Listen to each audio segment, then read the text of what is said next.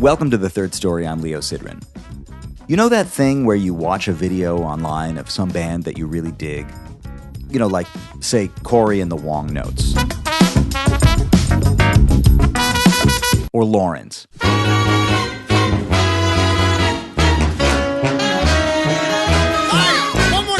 And you see the guy playing with them, you know, that guy, the guy, you know you've seen him somewhere else before playing with another band that you also really dig. You know the guy, the high energy, very athletic, enthusiastic, committed guy in the band, the one who hits the high notes, the hype guy. You know the hip trumpet player, the guy, you know, that guy. And you think, I know that guy.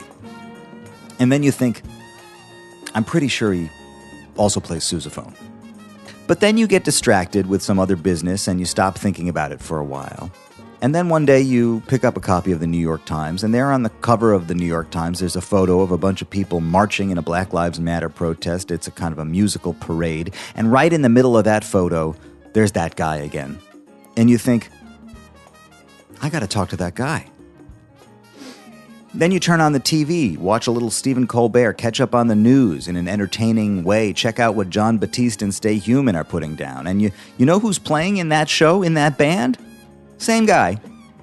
So then a friend who lives uptown comes over to your spot in Brooklyn to hang. It's early summer and you're all vaccinated now, and Delta is still just the name of an airline, nothing more. So you go out for a drink. And your uptown friend says, hey, since I'm in Brooklyn, I decided to invite a couple of other friends who live nearby to meet us. And you say, cool. And when you get to the place for the drink with your uptown friend, you know who's there? That guy. And you realize he was there all along. I'm talking about Jon Lampley. You know, that guy. Let me tell you a little bit about Jon Lampley before he tells us the whole story. He is so killing, such a treat to listen to and watch. Soulful, funky, sweet.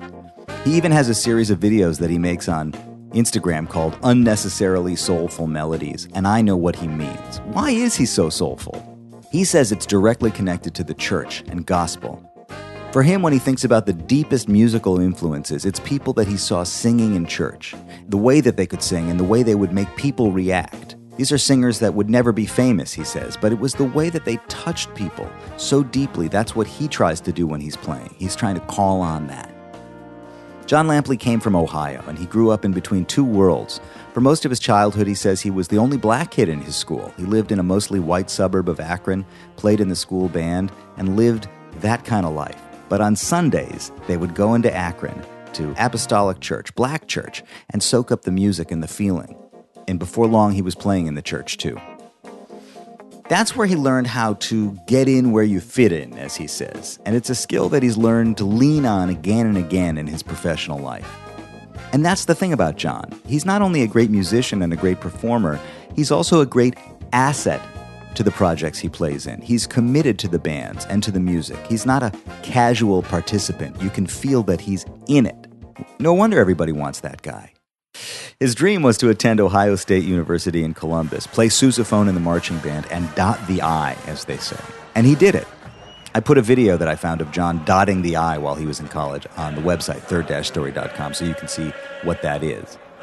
But while he was in college, he also connected with a group of other like-minded musicians, including saxophone player Dan White and a trombone player who also beatboxed named Chris Ott. And they started a college band, a horn band, a party band, a classic Big Ten college band that they eventually named Huntertones. After college, the whole crew moved from Columbus to New York to touch the hem of the garment of Snarky Puppy, as he says. And I think what he means is that they could tell that something cool was happening in New York, and they wanted to be a part of it. But when he got to town, Jon also became quickly an in-demand player for all kinds of projects. He linked up almost immediately with Sammy Miller and the Congregation, which led him to meet Jon Batiste and become a member of the band Stay Human.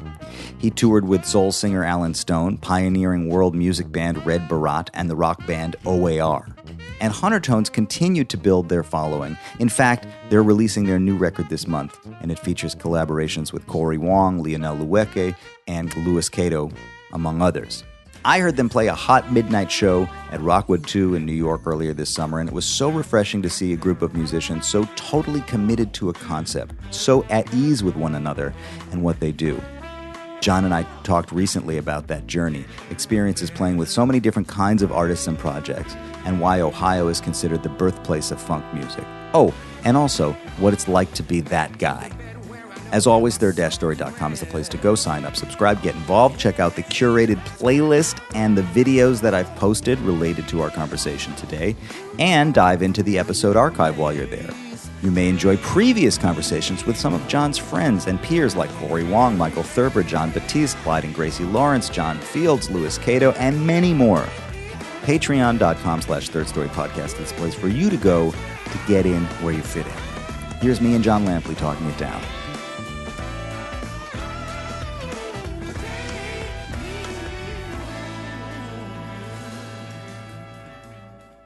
Jon Lampley, I appreciate you being here with me right now because I know where you were 12 hours ago. Right. Man, I appreciate being in this room with you as well, and I appreciate you being where you were 12 hours ago. It's like a day of firsts for me because, and maybe for you too, this is my first in-person interview back post-COVID. Everything's been remote for the last year and change. So I'm like remembering what this is like. Yeah. And I learned all these little techniques to connect with people over Zoom. And now I have to remember what it's like to connect in the room again. In the face, right. And I know you had your first Huntertones gig last night. It's the exact same thing. That was the first time we'd played for an audience of people since March 2020. So I mean, almost, a year and some change. And it's exactly what you're saying. Like, you spend so much time figuring out, how do we even make music together, and how do we get it to translate on YouTube or Instagram? But then you're like, man, this is what we do. How do we do this?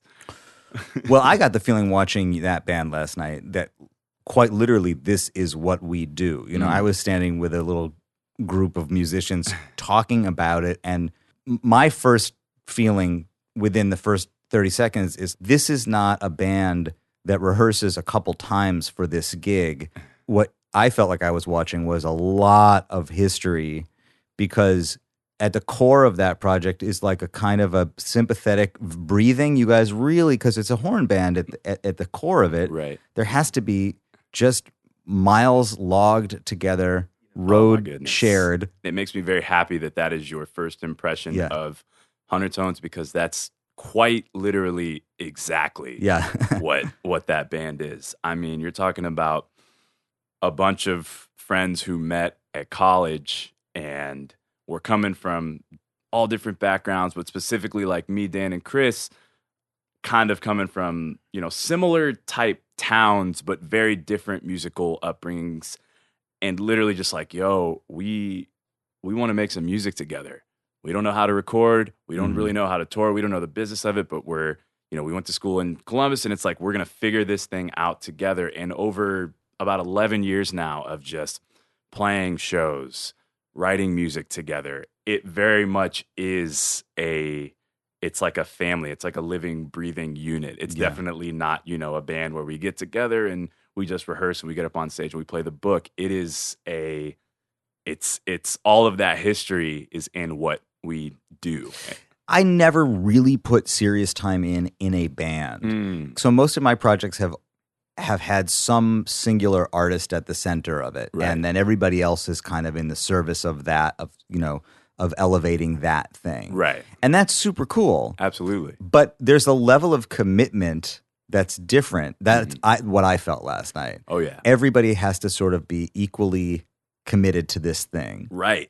That's kind of been the story of Huntertones, is this idea of commitment. You know, when we were in college, we all kind of met each other at Ohio State in the School of Music, and we were drawn to each other because we could see that, Dan's trying to do something different. He's trying to do something focused, not just with his own playing, but with what the type of people he's trying to bring together. And I think over time, as we started to travel and play shows together and do more together, it's this idea of like, this was the first band that I was in, like band. Well, I played in the band at church, but in terms of like, meeting people and forming something together.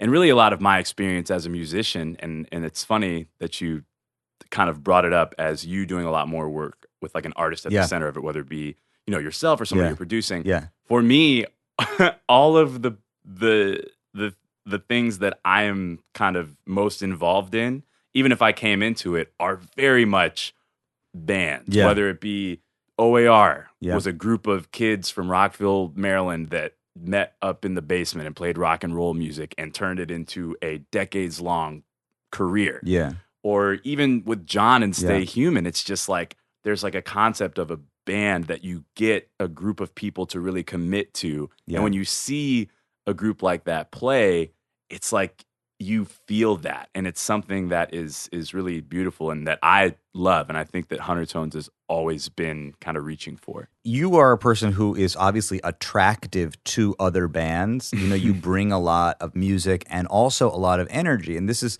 one of the things I felt watching you last night is like you're coming with a ton of music, and we can talk about all that. But you also, not every musician is like a natural performer on that level. And you're obviously very magnetic on stage. You like being on stage.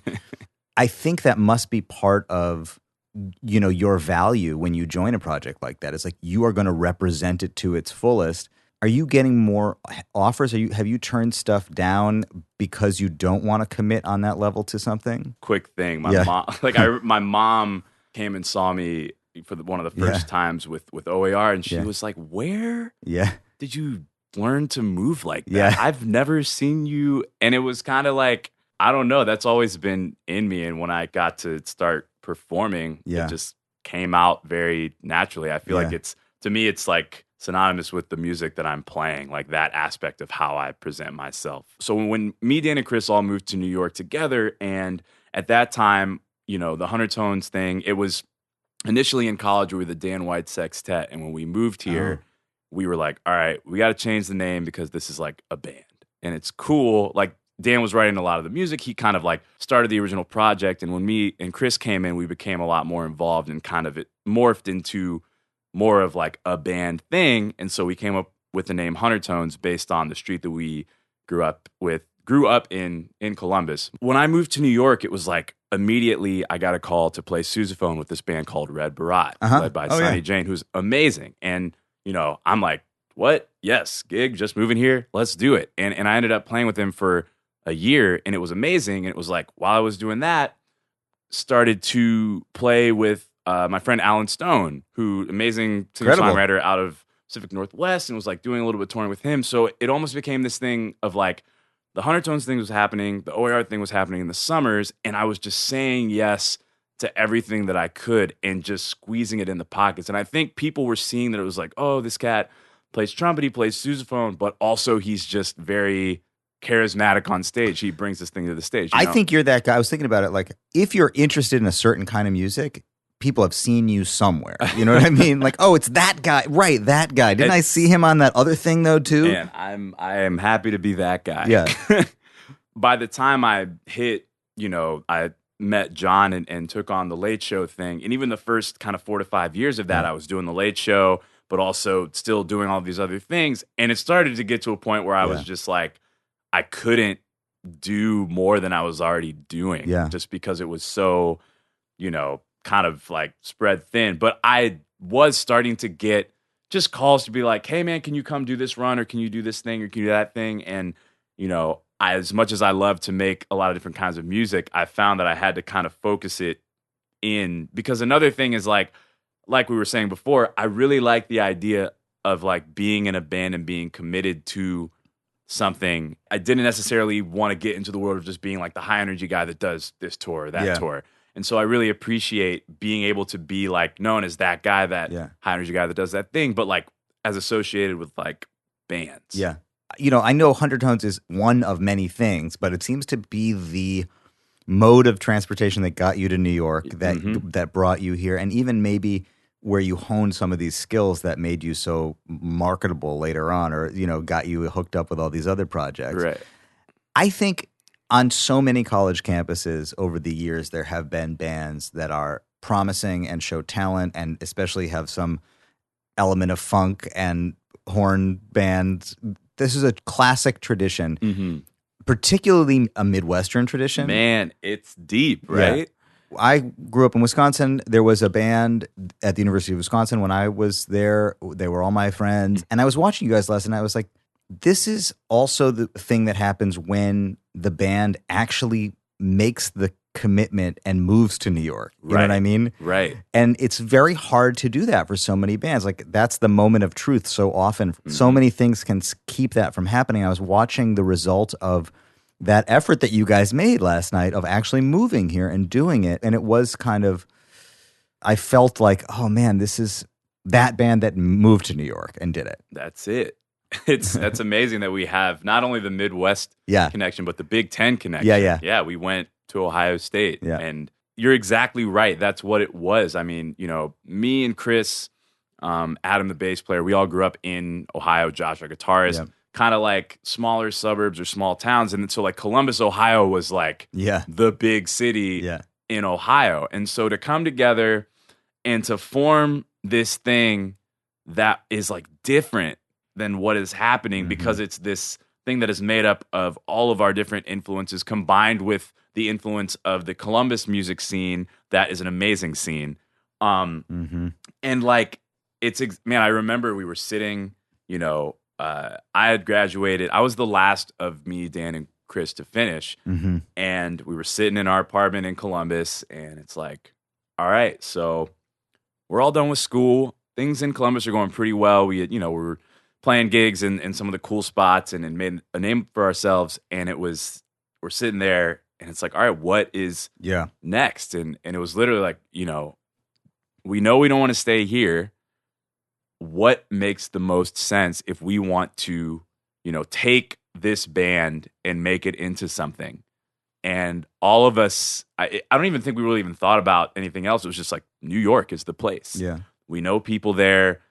For what we were doing, it seemed like it made the most sense. And I will say that when we were in undergrad, it was literally like the era of ground up through We Like It Here of Snarky Puppy, where, man, I'll never forget seeing them at Woodlands Tavern in Columbus, and they played for like 4 to 5 people, but it was like that band just completely electrified the college music world, and we were very, very, very inspired by what they were doing. And so a big piece of it was like, yo, if we could go there and kind of like touch the hem of that garment, and you know what I'm saying? Like, not very much. We didn't want to do exactly what they were doing, but just it felt like the scene that they were helping to create here would be one that if we were to be able to get into it, we could find some success and grow and turn it into something. And like you said, what you saw last night, when we play, I think we all kind of feel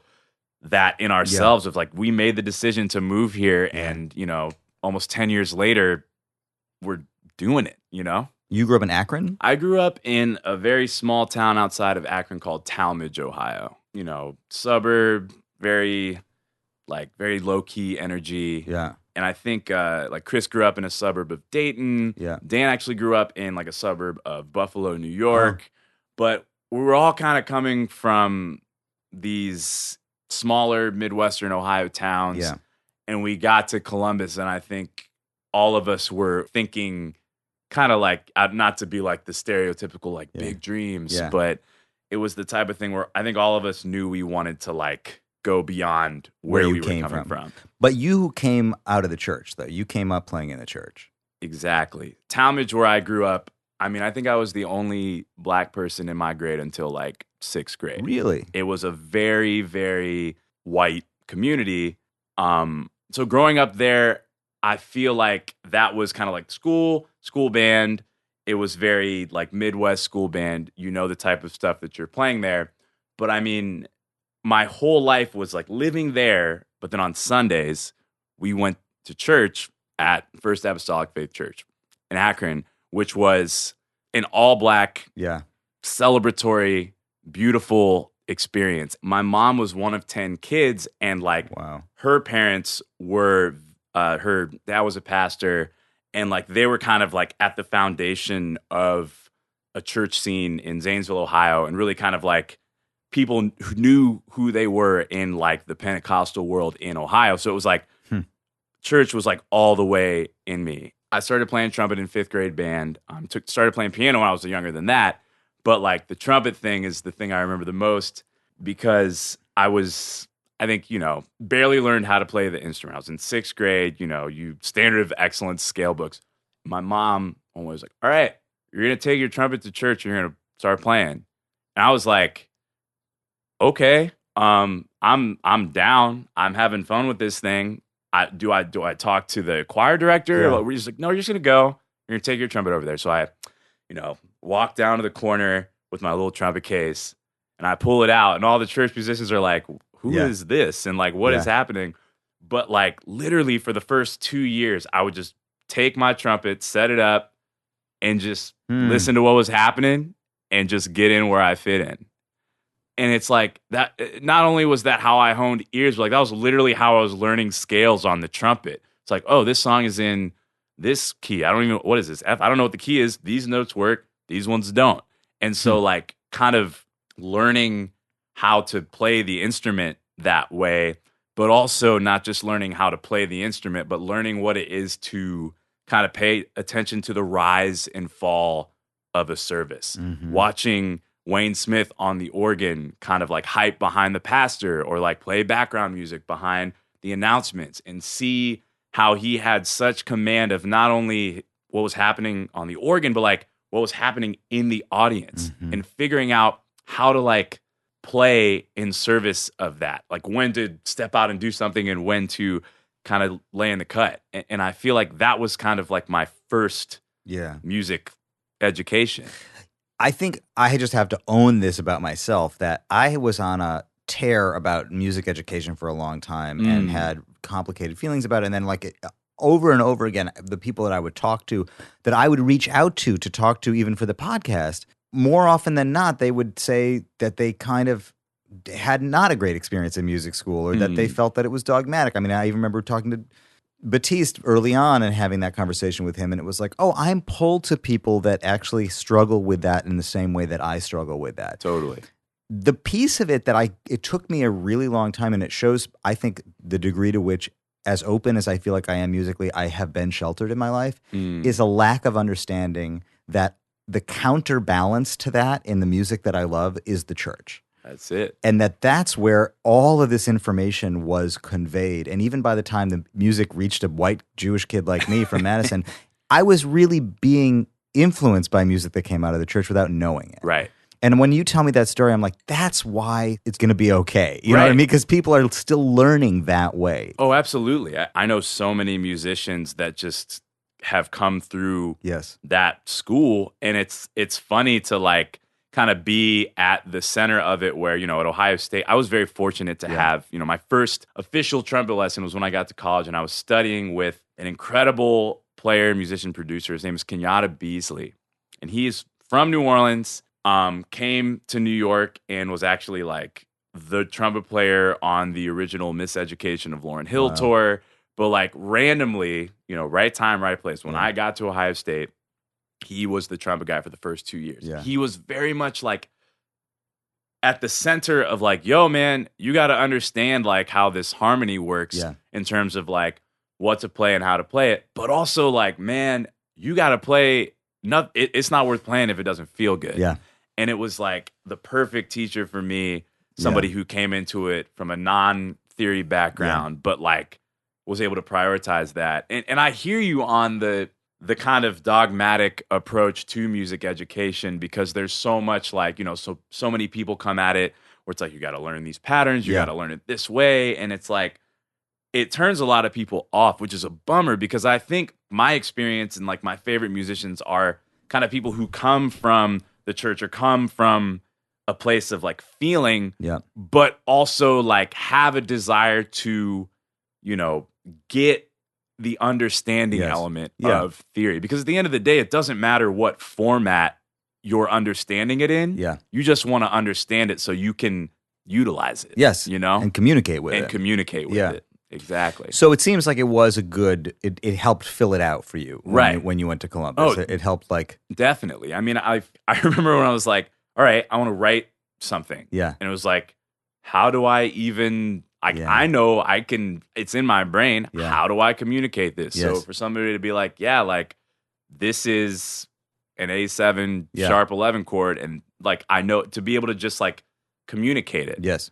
And just to have kind of a structure to grow. You know what I mean? It actually is a kind of a privilege just to have people who care about what you're doing and like it's their job to have an opinion about your progress. Right. And help facilitate that. Right. Because once you get out here, a big part of the struggle is just cutting through the noise and having people pay attention. Totally. It's really awesome when you have somebody kind of as an educator that is not just invested in like, all right, this is what you need to know, but is invested in like seeing what you do and where you're at, knowing the other side of it and helping to fill in the gaps for you, being like, you should check this out. You should probably look at this book to get your facility together. Yeah. But also like what you're doing makes people feel something. And no matter what you learn, like lean into that. So I feel like you do have an identifiable language. I've heard you play in a lot of different contexts, right? And there's a thing that you do both in your natural arranging and then also when you solo. And actually, when I hear some of your arrangements, they definitely feel like codified improvisations. Like it's basically this is how you hear it, and then you kind of flesh it out. Exactly. Do you think you had that language coming out of church? It was the thing that when I started playing at church, but not even playing, just being in church and soaking it all up, singing, with my cousins in the car and all of this stuff. It was like this sound of, and I mean, my mom, with my mom's radio, it was Mahalia Jackson and James Cleveland, and then with my cousins, it was Fred Hammond and Kirk Franklin, kind of this newer contemporary gospel. But then it was like D'Angelo and Roy, and it was like this thing that I identified in gospel that was also in the neo soul thing that I just fell in love with. And it felt like it was the thing that was just like in me. Yeah. And so when I heard other people doing it, I was like, yes, this is the source. And so when I'm playing or when I'm, writing a horn thing for something, it's like that is the sound that I'm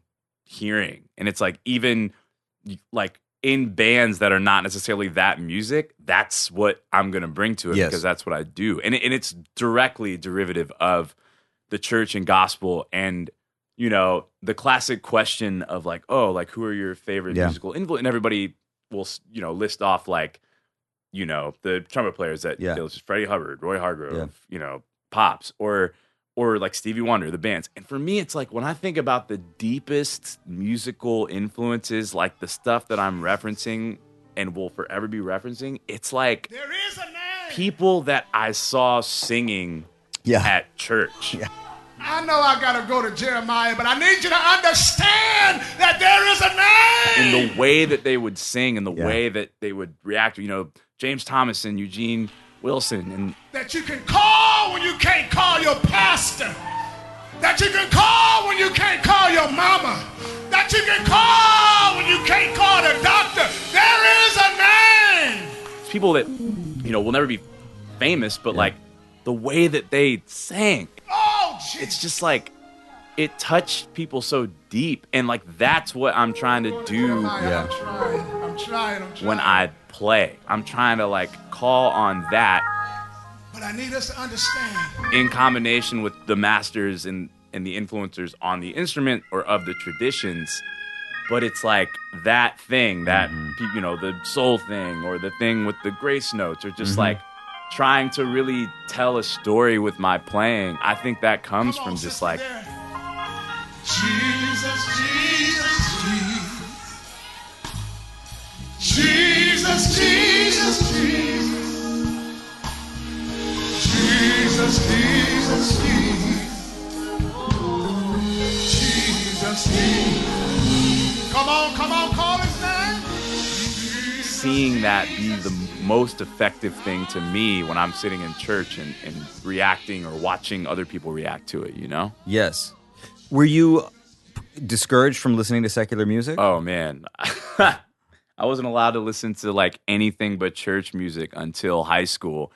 And even in high school, it wasn't even like it was allowed. I I just would go to my friend's house and listen to stuff. I was definitely like, it was all church all the time. And my mom was like, definitely that. My dad was more like, when I was in the car with my dad, we'd be listening to Motown. He was way into like the Isley Brothers and the Temptations, that whole thing.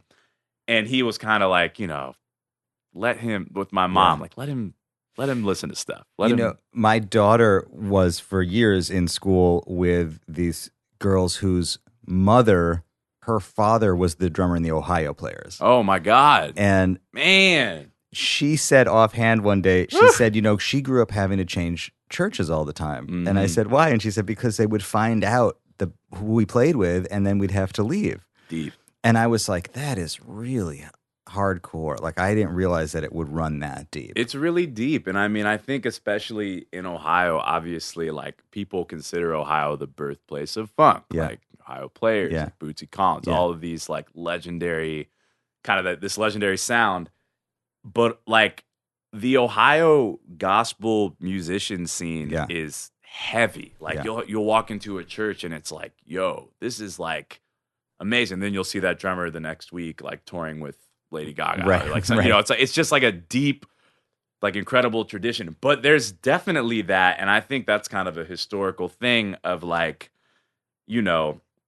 playing at church. And it's like, ooh, like you can't be playing at the church and like playing at the bar on the weekends. And like, even like the Amazing Grace, the Aretha Franklin movie, when her dad gets up, he references the fact that people are asking Aretha, oh, when are you going to come back to the church? And he says she never left. Yeah. And I think that is the truth of it, is that when you listen to a band like the Ohio Players, or like any kind of band that you hear has its roots in the church, a lot of, there's just a lot of people in the church can't get past like, well, you got to do it here. You got to be making the music here. But the reality is like, you're bringing that joy and that sound in what you do. Yes. You're not distorting it. Like Ray Charles dealt with a lot of that. Well, my dad always used to tell me when I was growing up, and I think back on these like little nuggets of wisdom that I would get from my dad, but he was like, the thing that Ray Charles did is he changed Jesus to Baby. That's a major change. Straight up. It was the same music. Straight up. And I feel like for me specifically, I know my parents had a bit of an issue even when I like decided to choose music. Fun fact, my freshman year in college, I was a psychology and pre-medicine major. Mm-hmm. I loved music. I loved playing music from when I was a kid, but like when I got to college, it was very much like my parents were like, "Oh yeah, like you have all these options, you got good grades." It was like something that even if I really felt like I wanted to do it, I wouldn't have even considered it, because like my parents or anybody else in my hometown wouldn't have considered that John would go on to play music. You would go be a doctor or a lawyer. So when I switched, my parents were, the classic like, "Oh, you're going to be broke and playing on the street," which is like universal. But there was this added element of like, yo, like, you're going to be playing music in bars and like all this stuff. And I remember it was a really special moment for me, for my mom to come see me play with O.A.R. and for her to meet the guys and for her to kind of have this moment of like, this is all right. Yeah. This is okay.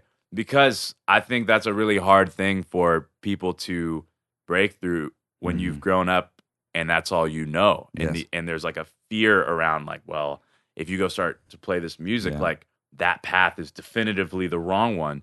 But for her to see that, it's something that brings me a lot of joy, but like I'm using this thing that I grew up in, this light and that I grew up in, and trying to bring that to as many people as I can. And for her to see that in real time, to have that realization was really a special moment for me.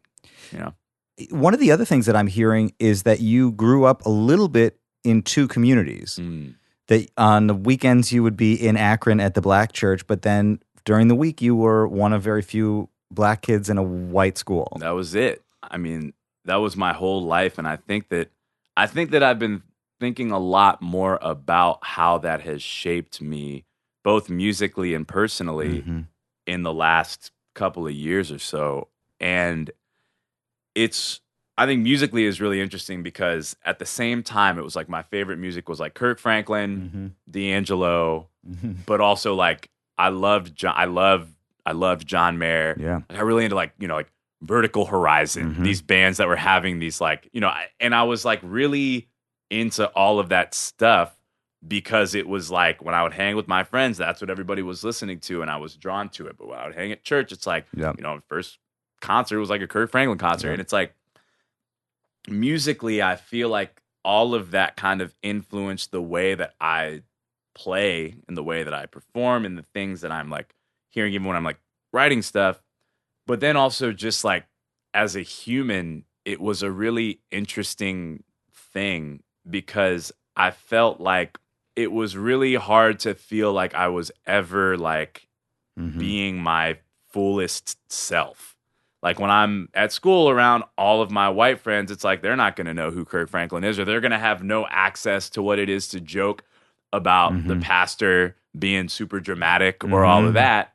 But like when I was at church and like able to be like the fullest, like blackest version of myself, there was no access to like what it was to, be in that world. And I feel like it was a really interesting thing for those things to be so separate. And I mean, even moving into like when we went to Columbus, it's like Columbus, Ohio State was more diverse, but not necessarily too much more so. It wasn't really until I got here. Yes. And it was like, wow, the first band you're touring with is playing like traditional Indian music, but like with hip hop and go-go. Well, but also that's where, when you said earlier, like I bring all of the spirit of the church into all of these other musical contexts, and I feel like with O.A.R, with Red Barat, or those kinds of projects, it's like that is really an opportunity for you to bring this flavor that you really understand into a context that maybe doesn't automatically have that. Exactly. And I think musically getting here and being able to kind of express kind of what's coming out of me through the lens of everything, and for people to be like, yes, that is the thing that I get that, but also just as a human being to be able to exist here and be like, look, this is me. Like I grew up over here and I grew up over here and they were split, like, but like that made me into this person that I am. And for people to like fully accept that, to not necessarily have to be existing on one side of it or another, and just trying to be like or to accept it like the fullest version of myself is the way that I grew up in it, specific to me, and to be in a place where like that's cool, Have you found moving to New York that there are more people like you that have sort of split their time in different places? It's really interesting, and I feel like working like initially meeting Jon Batiste and like hitting it off, not just musically, but just like vibe wise. And then learning like, because in my brain, it's like, oh yeah, like New Orleans cat. And it was like, yeah, like I kind of grew up in this New Orleans music scene, but also like I was from a suburb of New Orleans. And it was like, there's a version of the same thing that we were both dealing with, and kind of like, I think there are a lot of people that it's like you weren't just growing up in one musical situation, or you weren't, or like Thurber's kind of like that, right? Well, I think ultimately, and again, I think this maybe speaks to this whole education thing. Look, I have a history degree, so I really don't know what I'm talking about. And I think a big part of it is like me trying to unlock the mysteries of what I didn't do or what I did do and all that stuff. But I think nobody is in a vacuum. Actually, the closest thing to being in a vacuum is the church music thing, where it's like that's all you hear. Right. And I'm blown away between you and Louis Cato, and I'm trying to think of who else. I talked to Phil Lassiter the other day, actually, who, interesting to be talking to you right after having talked to him, because he's just that much older, and his trajectory is a little bit flipped. He grew up in white church, and then he ended up writing all these Kirk Franklin charts and all this. So he had a slightly different dynamic with it, but he grew up basically listening to white church music, and then eventually got pop music introduced, and finally went to black church. But maybe that's an example of being close. I'm always amazed when people are raised in an environment that really eliminates the possibility of hearing the outside world. Right. And then they go into the mainstream and they influence it and they change it and they affect it. It's like, really, I don't know what to make of that. I feel like how people receive the information influences how it comes into the computer and how it comes out. And it just leads to, this cat who grew up in a white church creating the sound of like the Kirk Franklin horn sound that I grew up listening to in Akron, Ohio, and like turned that into my own thing. You know what I mean? It's just like, it's the way that the information is coming to you where you're at creates how it comes out, which is beautiful. I love that. So actually what I want to know though is how you met Jon Batiste and what that connection was like, how you ended up joining that band. Because interestingly, like you're part of a generation and a kind of a movement of people who I don't know what it would be like to be growing up in the Midwest today and looking at Stay Human on TV. But I bet it would be, for the right kids out there, a pretty big deal. Yeah, I haven't really thought about it like that, but you're absolutely right. So very soon after moving to New York, I started to play with an incredible drummer and a beautiful spirit named Sammy Miller. You know Sammy? Yeah, I know Ben Flocks who plays with Sammy. So it was Sammy and Ben Flocks and Alfonso, and he started this band called Sammy Miller and the Congregation. And it was the type of thing where we met, he subbed on this gig, and we were both on the gig, and it was like love at first sight. Just started playing with him, and this was the first time I had met anybody in the Juilliard scene. All of them were like recently hot off the Juilliard grad school press, right? And I was, from Ohio State coming in, playing tuba and trumpet in that band, and I remember we would do the late night set at Dizzy's.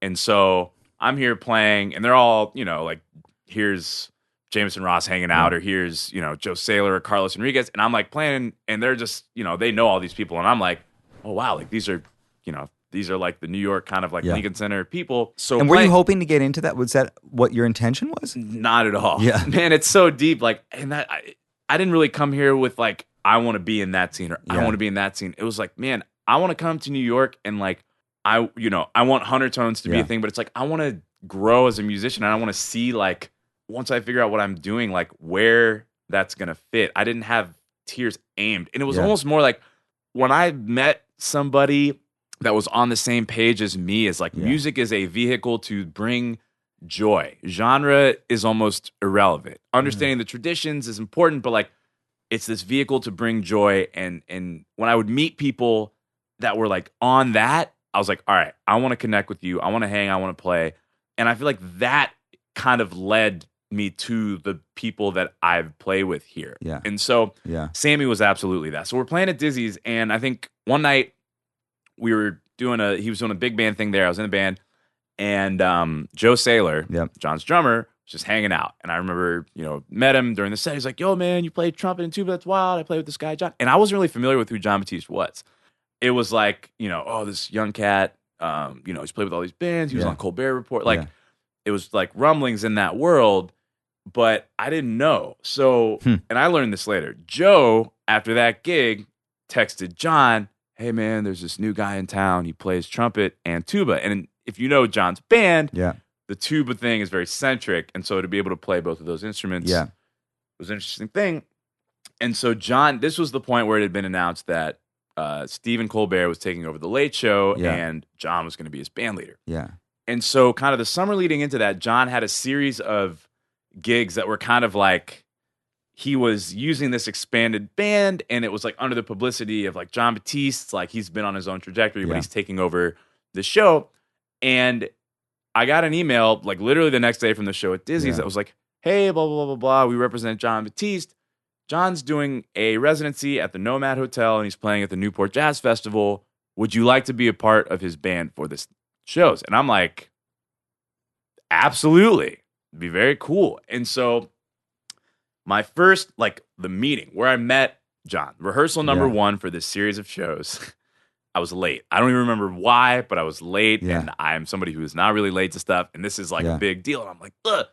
So I walk in the door, band is, like, playing this really kind of intricate line over this salsa tune, and everybody's playing it. John's on the piano. He looks at me, he's like, you got it? Yeah. And, like, the first thing I do, I, like, whip out my horn, and I'm just like, all right, let me figure out this line by ear. We're in it. And so John's just like, yeah, you got. And then I look over and Steven is just in the corner, hanging out at the rehearsal, checking it out. And there's a moment where like Steven and John are like dancing, and I'm like, what is happening right now? So eventually, we played the gigs. The residency at the Nomad Hotel was super fun. Is that the first time you met Jon? That rehearsal was literally the first time I'd met Jon. I'd never met Jon before. It was just like, walk in, get in where you fit in the band, and then kind of we played those gigs over the course of the summer.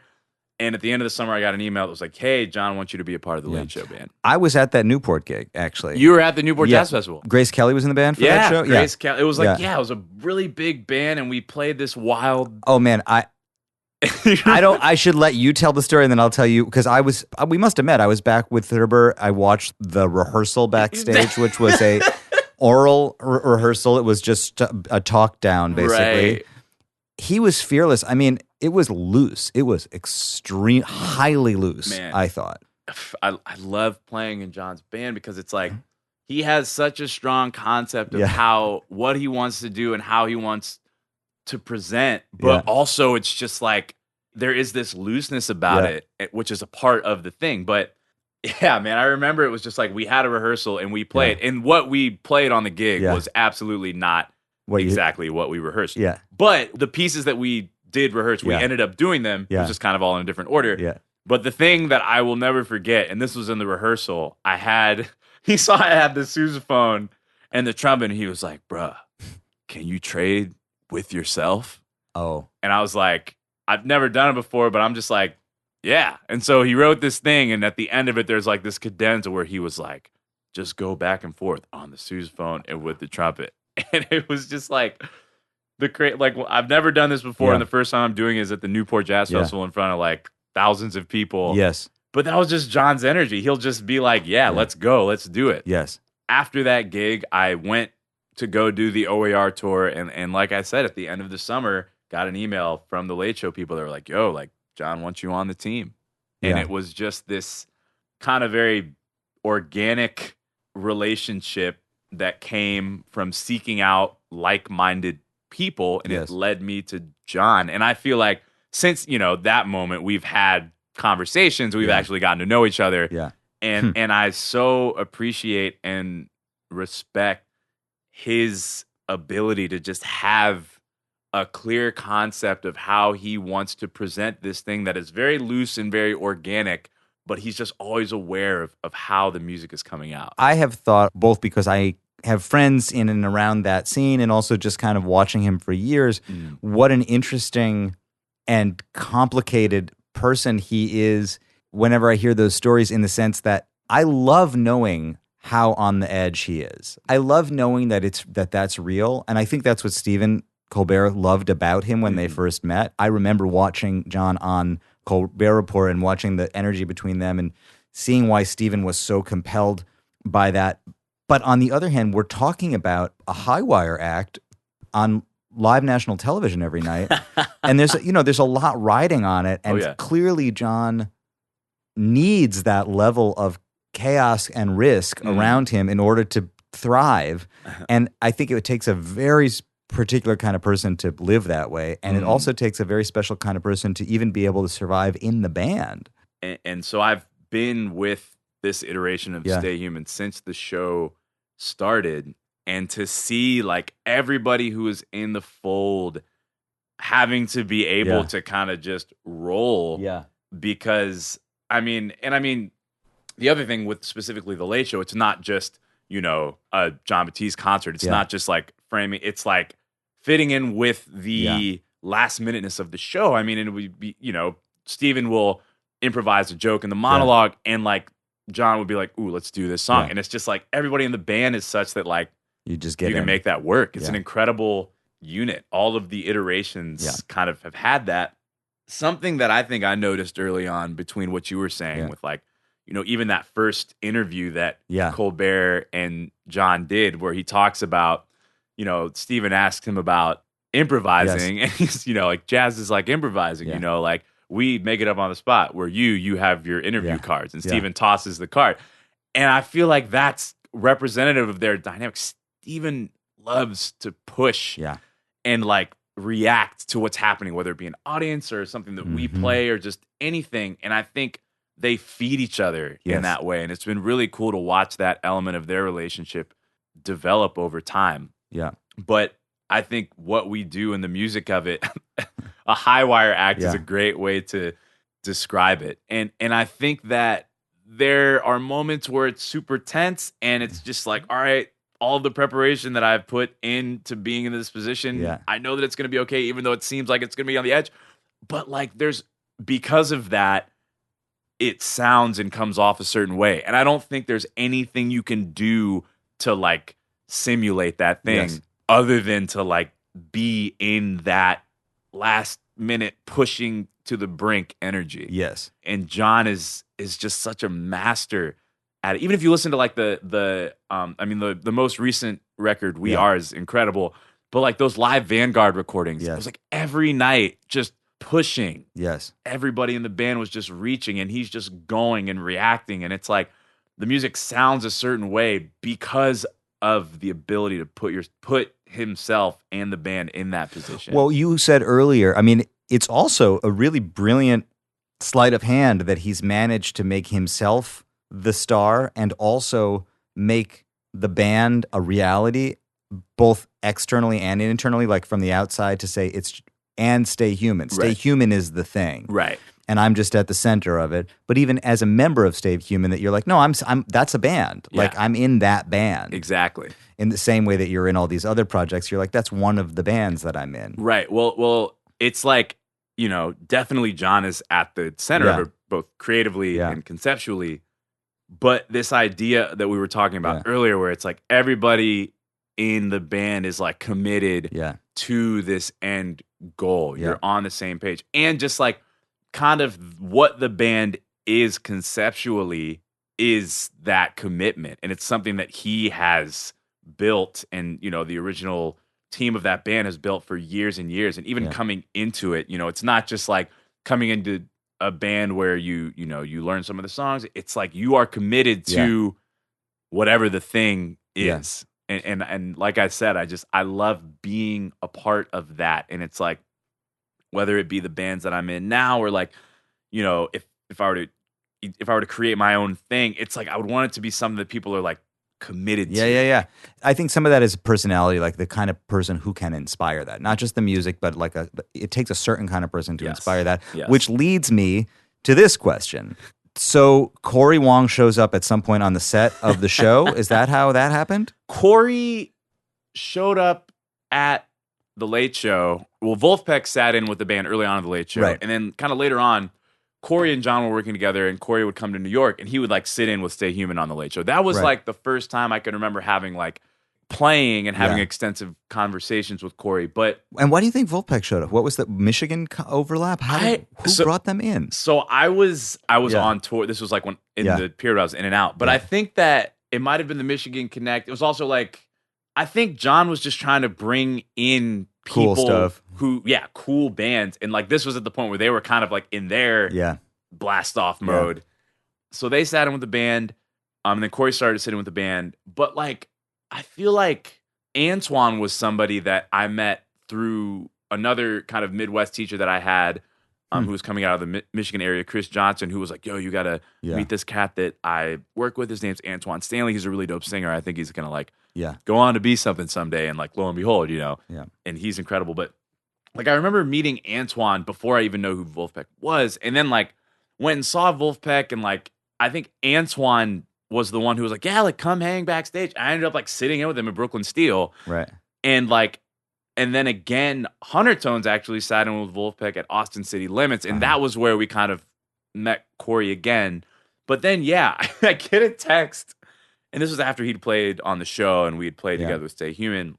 I get a text from Cory. It's like, hey, man, got a question for you. Does this chart scare you? And he texts me a PDF of some of the music for one of the songs from season 1 of the Wongnotes. And I was like, I mean, this is pretty wild stuff in here, but I'm down. And he was like, yo, man, starting this band. And are they Mike Nelson's charts or who's running the charts? This is the brilliant, the incomparable Michael Nelson. Yes. Man, it was so Michael Nelson is doing all the arranging for Cory's stuff. And I was like, man, this is incredible. I'm down. And he was like, yo, man, I want to start this project. It wasn't even just a band. It was just like, Cory and the Wongnotes, like, are you down? And I was like, and this is in the middle of COVID. This was like, I feel like this text came maybe right before, and I remember getting the text and being like, yo, I'm down. And so he then sent the rest of the music, and he was like, yeah, like, this is the concept. We're going to do this thing. And it was like, we filmed the first season in the August of COVID. And so everybody was just like, yo, like, we're down. You know, we're going to get tested. We're going to do the bubble thing. But yeah, that was kind of like, I mean, the inception of that relationship was at the Late Show. And then being in that band, I mean, it was such a different thing for me. Like the Wongnotes.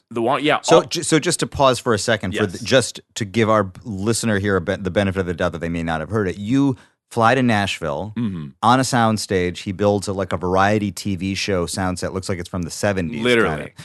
And he brings together a band that's half Minneapolis, the Hornheads, this legendary horn section from Minneapolis. Then he brings in some people from Jon's band. He brings in Sonny Thompson on bass. Right. And it's his regular drummer, Petard. It's like he's got this kind of, and it's Kevin, right? Yes. So it's like half his band and then an expanded thing. And then he brings in these New York kind of ringers. Right, with Neg on percussion and me and Eddie, and then also Barbash, Sam Greenfield. So he's bringing together his kind of like multiple worlds on this, and then it's this like episodic TV show. Man, you want to talk about, and this is after Cory, like 20 albums a year, Cory Wong has kind of had this incredible, you know, obviously Wolfpack, but like his own project is just garnered. He's got the podcast, he's doing all this thing, and he's like, you know, and he was saying, like, this is, I remember, like, he was like, you know, this is like one of like my biggest of everything that the music he's written. This is just the most involved thing where it's like he's writing new music, he's creating this sound stage, he's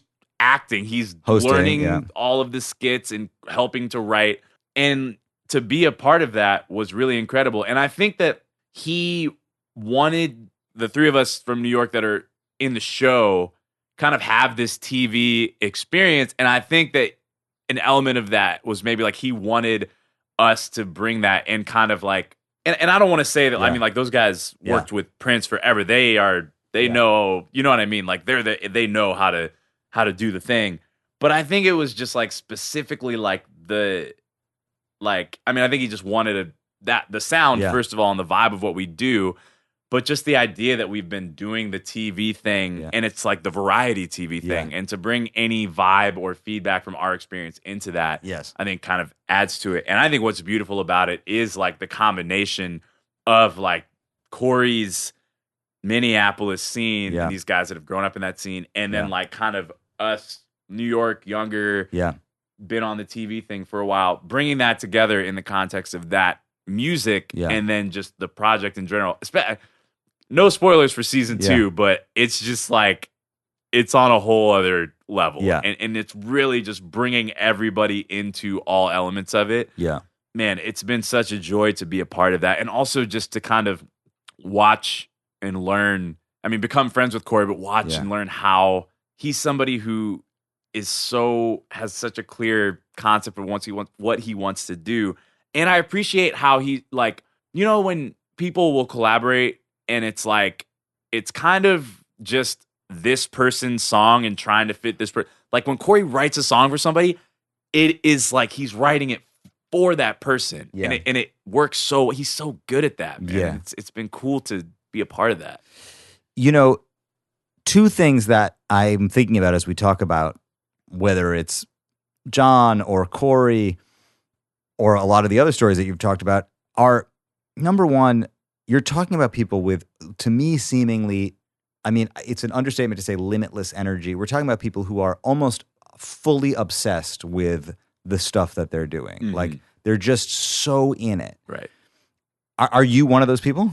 I am somebody who, I think, I didn't write a song. It was first song I wrote for Huntertones is called Sweatin'. It's kind of a blues thing. Super fun. But like, I didn't write music until college, and it was something that like I feel like I've been in close proximity with people that are super deep into what they're doing. As a performer, yes, I'm obsessed with internalizing not only the music, but like the concept of the band that I'm playing and being able to emote that in the best. I'm obsessed with that.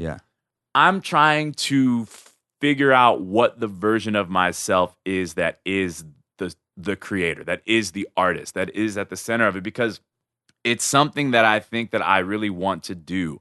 Huntertones is the project that I think I do the most of that in terms of like not only writing some of the songs, but like, you know, building out the concept of like, yo, like, let's be a high energy band. Like, let's do some of these things that will translate as performance. But I feel like I've always been really intimidated because I'm surrounded by people like Jon or Cory or Mark Robert's, you know, frontman of O.A.R, or Alan Stone, who just seem to be these really prolific songwriters and just able to do it in a way that is so vulnerable. And I know that's a practice thing, but I feel like anytime I sit down to do it, I just get really stuck in my own, or like a Louis Cato, you know, same type of thing.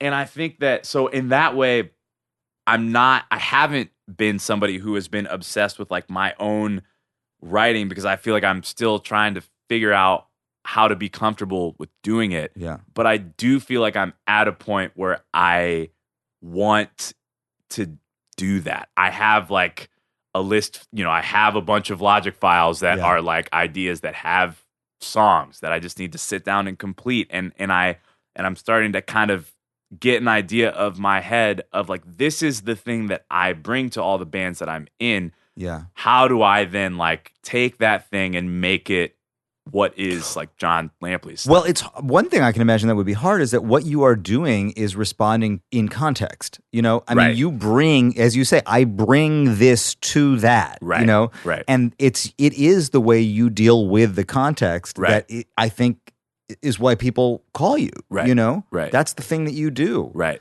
And so that doesn't necessarily mean, for better or for worse, that there's a thing without the context waiting to happen. Exactly. And I think that, or for me, it's the idea of like, I've never prioritized creating the context. How would you go about doing it logistically? I mean, what does your life even look like? Man, well, I think that as the pandemic settled in, I actually kind of committed to the show a little more like full time for the next few years. And so the next few years, I think I'm going to be very involved in the things that I've been doing. But like in terms of traveling, I'm going to be in one place more than I have been in the past 10 to 12 years. Yeah. And so I think step 2 is like organizing my time to be like in the same way that it's like, all right, I got to block out this time to like learn Cory stuff. I got to block out this time to work out. It's like, I need to block out this time in my week to create the context of what my thing is going to be. When you block out X amount of time to learn Cory stuff, do you learn as much as you can in the time that you have allotted, or do you stretch the time to learn it all properly? So I'm somebody who, spoiler alert, never been a great music reader. And like there are people who can just sit down. Like I'm somebody who, even if I'm reading, will try to get it to as close as memorized as possible. Mm-hmm. Fortunately, Cory sent us that music, you know, months in advance. I think the day after he sent it, I'm like, all right. And my strategy is like, you know, did he send a demo of any kind? Yeah, it was also like sheet music and demos. He's super amazing about that. Thank God. But I will sit down and like, all right, let me take this song and like work out this song to where I can play it with the demo. That's today. Yeah. Next day, let me start to incorporate the next song, but then go back and play. You know what I mean? So it's almost like adding while continuing to keep the other stuff in the bank. Yeah. And so I think it's like you can do that with like the same amount of time per day. It's like, you know, but with Cory's stuff, it was very much like that was the shed for that month. It was like, this is the stuff that I'm shedding. Michael Nelson writes some really incredible, very difficult stuff. Yes. So Cory knew what he was asking you when he said, does this scare you? Exactly. No, he understood. Definitely. And I think it's been amazing. It's been amazing to play that music and to grow in that way. But I think it is like, and this is me, I feel like being vulnerable. It's like, it is very hard for me to prioritize like, all right, you're going to sit down and you're just going to like get out your ideas in the same way that it is when, you know, even somebody else wants to like write something together. Yeah. And I feel like that's why I'm inspired by the people who treat their own art in that way, because it's like of seriousness, of commitment, like this is what I'm doing. Exactly. Yeah. And I just feel like it's this thing of there are people who started there. Yeah. Like I feel like, somebody like Alan or somebody like Mark, they started writing songs. And so but that's a question. Is that a person that some people just do show up that way? Right. And also some people don't. Like I am highly insecure about my inadequacies, my insufficiencies musically, and I let that hang me up. Yeah. Whereas there are a lot of people that are just like, don't even think twice about it. Exactly. Exactly. And they're just like, this is what I do, and it's still super valid. What I do is 100% valid. And I feel like for me, and I talked about it, the episode that I did an interview with Cory. I've never necessarily felt that in terms of like the way that I play entering into a jazz situation or a rock situation. I've felt really good about the way that what I do and who I am comes across. And so I don't necessarily ever feel that type of inadequacy. But like when it comes to creating or writing, that's where I'm just like, man, I feel like I have something in me that I want to get out, but I just feel very insecure, very inadequate about it. And I'm really trying to like push back at that in a way that is just like, look, even if you don't feel good about it, like do the work to put something out. Yeah. Because I feel like if I don't do that, it's always just going to be this thing of like being the guy who you saw in this band or that band, which I love and I'll always be that. But I think I do want to put something into the world that is me, Yeah. And that thing that you said, if you have to put it out. I mean, it's the same thing as like, in order to feel comfortable playing gigs, you have to have played all those other gigs. You don't get to skip the line. And it's the same thing with making your own thing, right? You have to start with the first one. Right. And I think that's kind of like a soft goal that I've put on myself. Like for the end of this year, it's like, look, man, just like do it, You have the setup. You have like the little homeroom that you can like work out of. You have friends that know what they're doing and are willing to guide. Just take the time, organize the time, get out of your own head and do it. And I think that it's a type of thing where it's like, I know once it happens, it's going to feel really good and really freeing, regardless of if it does well or like what it is. It's just going to feel really good to have created created the context versus like coming into it. Like the context is formed out of what my concept is. And I think that it's going to feel really good. And I think I'm just as excited to hear it as anybody else would be. Well, you're manifesting it. Like on your website, it says he's also a composer, singer, songwriter. Right. You put that out there, so let it be known that is how you see yourself and where you're going. Yeah. I mean, I'm really excited to have like this song from the new Huntertones record, Take Me Home, is like the first kind of song that I've written with somebody that's out in the world. Like I wrote a portion, like a strong portion of the music, but I also like wrote lyrics and like singing the background vocals. But it was like to kind of just like be like, you do this thing. And like, I feel like in O.A.R, in Stay Human, I've been featured a lot more singing. Yeah. And it's like, this is something that I've always done. Let me like bring this into the fold of like what I do. Totally.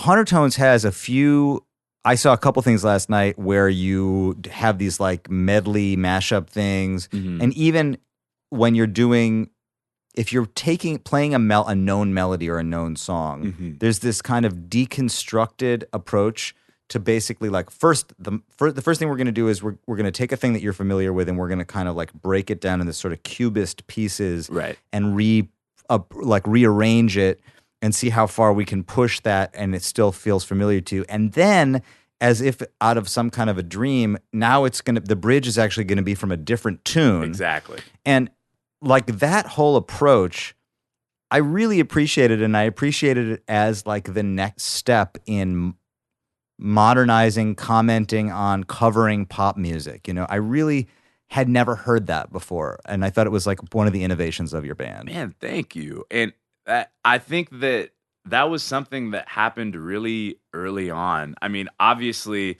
in and of itself, I have not seen another version of the instrumentation of sousaphone, tenor saxophone, and beatbox. Yeah. And that is something very specific to like the three of us. Like Chris does this thing. I play this very unique instrument.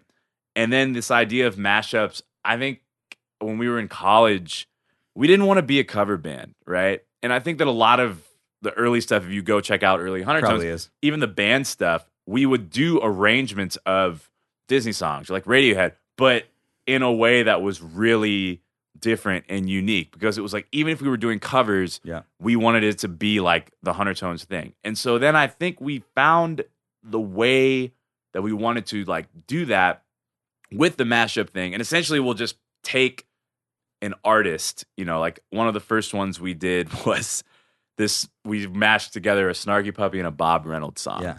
And it's like, that's some deep, that's some inside baseball shit. Meta. Like before Bob Reynolds started playing with Snarky Puppy, was it? We did this thing, and it was like, we'll take like elements of songs that we like, and it's like, all right, how could this fit on top of that? How could we turn this into a thing that is like, people recognize these songs, but then it's like they recognize this medley as a standalone thing. Yeah. The Queen medley was the one that we did last night. It's like, Chris kind of came up with the framework of it, and it's just taking a bunch of songs and just kind of folding them on top of each other. And again, I think it's kind of this thing of coming from the Midwest, and kind of, you know, Chris beatboxed in his a cappella band in high school. Well, that is a very a cappella thing to do. Oh yeah. I mean, that's basically where you see that mashup thing happening, is an a cappella space, exactly. Right? So it's like, he came into beatboxing from that. For me, it was like my dream before I knew anything about what I wanted to do with the music career. I wanted to be in the Ohio State University Marching Band, and I wanted to dot the I. Like, that's why I wanted to play the sousaphone. So I ended up going to college and getting to do that, but it was like actually figuring out how to play the instrument and then being like, oh man, I can develop a really unique voice on this thing. Yeah. And so like those two things kind of, when me, Dan, and Chris kind of connected, the mashup thing was something that kind of happened very naturally for us. And then we would do it at these like college parties, and people were just like, yo, like, what is happening? And you started to tell me last night, and I said, don't tell me until tomorrow, that you had done a bunch of like foreign, what were you, State Department touring or something? So, man, some of the first touring period that Huntertones did, right after we moved to New York, we were just like, man, I feel like what we would do would really translate overseas. We don't really have any fans, but like, how can we get overseas? And we did some research on the internet, and Chris found this program called American Music Abroad, which is essentially a program that is an arm of the U.S. State Department that takes bands from the U.S. and will send them on month-long tours to different countries as like kind of, you know, cultural ambassadors. Yeah. And so I think 2014 or 2015 was our first international tour through this program, and the tour was 4 weeks, a week in Barbados, a week in Ecuador, a week in Togo, and a week in Zimbabwe. Wow. And I think at this point, none of us had ever really left the country. Yeah. You know, our guitar player, it was his first time being on a plane, first trip across the big ocean. Yeah. But, and so over the course of like 5 years, we've done 2 or 3 more of these tours, and also just kind of like, I feel like we got into the database of the State Department. So, I mean, we've been to Egypt, we've been to Georgia in Eastern Europe, we've been to all of these different places. And on these tours, it's not like you're just playing concerts. It's like we're doing workshops with students and musicians. We're playing at orphanages. We're you know, right before the pandemic, we were in Nigeria for 3 weeks. And like the album that came out before this one that's coming out now, it was called Passport. It was essentially inspired by 2 to 3 years of just going around the world and being inspired by different music and different people. And this also kind of adds to the story that we were talking about at the beginning of the way that we play together, the way that we move together, is because we've experienced all of this travel and all of these things together as a unit. Like, we all went to Africa for the first time together. We all went to South America for the first time together. You know, we all have been in these really mind-blowing, amazing, uncomfortable situations, and we've all experienced those things together at the same time. And I think that is the thing that I think translates the most when people come see the band. Yes, absolutely. I mean, again and again, I feel like we are talking about every project that you're in. Music is happening on a super high level. And in addition to that, we're talking about these personalities. Right. We're not just talking about the music. As a matter of fact, the music is really. I love what you said. I've often said that music for me is my major mode of transportation through my life. That's it. That's how I see music. And I think about music all the time. I make music, but like, I actually think it's just the way I'm moving through the world. Mm-hmm. And you said this thing earlier where you said, I believe that music is a vehicle to bring joy to people. Mm-hmm. The music itself is its own bear to wrestle with, totally. You know, but it all is ultimately functioning to do this other thing. Right. We're making this music to do this other thing, right. Make people feel a certain way, connect with people, move through be here. Exactly. And all of the projects that you're talking about, all the people you're talking about, and you are one of them, are people who are. It's about the people also. I mean, that's it. I feel like when you get to the point where you're trying to decide what you want to do with your life not even as a career, but just like how you're going to move through the time you're allotted on this earth as a human being. And it was like, some people are like, I want to make music. It's so clear. And for me, it was like, I don't know what I want to do, but I know that it's people. Yeah. I know that it's being invested in not only bringing people joy, but in like helping to create and facilitate communities of people. And when I discovered that it's like, okay, music is the thing, performing is the thing that I love, this is going to be the vehicle, it almost, for me, is secondary to the people part of it, to the community part of it. And I think that because I've treated my decision-making being led by being drawn to the people that I've wanted to help to create these communities with, or the people that are about kind of getting the joy across, that is the thing that has somehow put me into these circles of people like Cory, people like Jon Batiste, people, and it's not anything. And like, I'll be doing a master class or somebody will send me an email. It's like, what did you play or what did you study? And it's like, man, I've just prioritized the people, the music is the vehicle. I've prioritized and identified the people that I want to associate with, and like what I need to do, how I need to better myself as a musician and as a human to get in that circle. And everything has just come from that and will continue to come from that. I relate to you so much when you say that. I feel that is my experience too. Yeah. Jon Lampley, thank you for sharing your experience with me today. Leo, thank you so much for having me. It means the world, and to have this conversation in person, it's an honor. Thank you. Thank you for being the first one back. I will never forget this one. We made history. We have made history. Yeah, man. Man, thank you. There he was, Jon Lampley. Love that guy. I'll be back again before you know it with another deep dive. Until then, I'll talk to you soon.